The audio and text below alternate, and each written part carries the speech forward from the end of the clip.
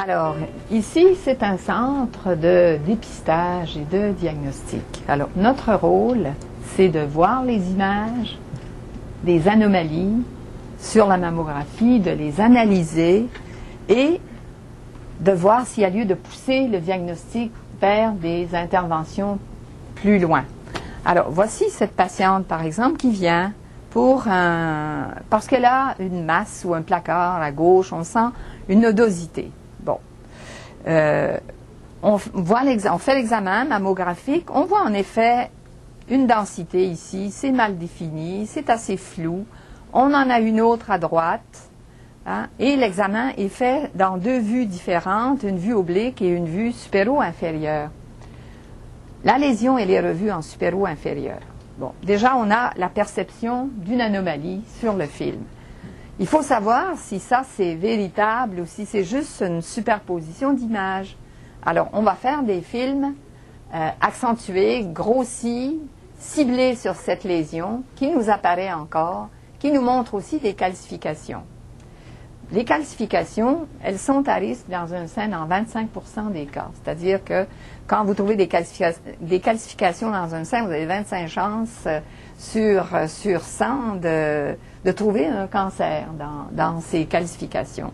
Alors, il y a donc lieu de pousser plus loin l'investigation parce que là, on ne peut pas être certain. À ce moment-là, on va faire ce qu'on appelle une biopsie sous stéréoguidage, c'est-à-dire une biopsie avec une table de précision qui va nous montrer exactement ces calcifications et où on va pouvoir aller les chercher. Une fois qu'on a ciblé les calcifications, qu'on les a prélevées avec un trocar, elles sont envoyées en pathologie pour fin d'analyse et il faut être bien sûr que nos prélèvements sont valables. Alors on va radiographier ces petites carottes qu'on a prélevées et confirmer qu'elles contiennent bien du calcium. Et là, on attend le diagnostic du pathologiste. Alors, on reçoit, quelques jours plus tard, le rapport du pathologiste qui nous revient en nous disant qu'il s'agit ici d'un cancer. Alors là, il va s'agir de suivre le processus thérapeutique, c'est-à-dire que la patiente va être amenée à l'hôpital. Dans le cas où c'est bénin, on a fait cet examen parce qu'on avait quand même des doutes.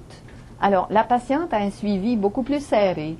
On la voit 6 mois après, 1 an, 2 ans, 3 ans après.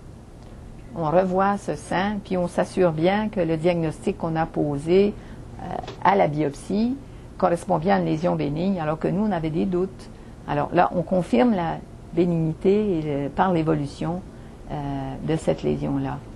On passe une mammographie quand on a quelque chose, un symptôme d'abord, quel que soit l'âge de la patiente, on est justifié de passer une mammographie. Parfois, chez des femmes plus jeunes, on ne voit pas bien les lésions sur une mammographie parce que le sein est très cellulaire et très dense. Alors, on fait des ultrasons. Avec les ultrasons, on a certainement plus de visibilité des lésions qu'avec les rayons X, chez des femmes jeunes. L'échographie, c'est ça. Bon, voilà, pour une femme qui a des symptômes, hein, qui est symptomatique. Autrement, on revoit l'histoire familiale. Hein, est-ce que cette femme est à risque? Est-ce qu'elle n'est pas à risque? Bon. Les femmes à risque, dépendant de l'âge, de l'ascendant ou de la parente qui a fait un cancer, on va faire la mammographie, si c'est la mère, 10 ans avant l'âge où elle a fait son cancer. C'est-à-dire qu'une mère de 40 ans qui a un cancer, sa fille va commencer à avoir des mammographies à 30 ans. On fait des dépistages systématiques. On recommande d'avoir d'abord, sans histoire familiale aucune, de faire un dépistage de base à 40 ans. On fait une mammographie de base. On sait de quoi a l'air la glande. Bon. Après ça, si survient autre chose par la suite, on pourra avoir un point de comparaison. C'est pour ça qu'on fait des examens de routine chez les femmes avec un suivi pour pouvoir voir l'évolution de la glande. Ça peut être inconfortable, mais jamais on atteint le seuil de la douleur. C'est la femme qui dirige l'examen, qui dit, la technicienne lui demande, je comprime, vous me dites quand arrêter.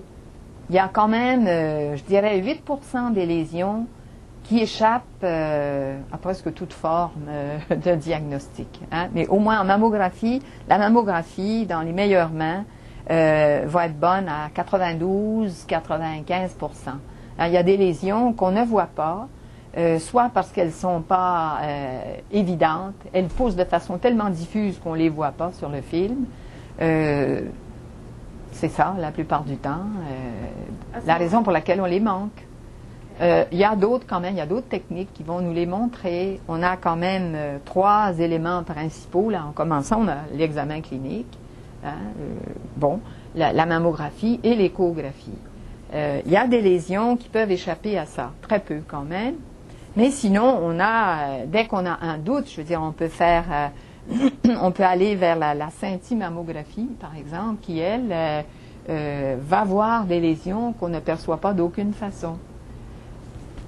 Parce que dépendant de la méthode qui va nous apporter le diagnostic, si je vois un diagnostic, une masse à l'échographie, c'est par l'échographie que je vais passer pour aller avoir le diagnostic.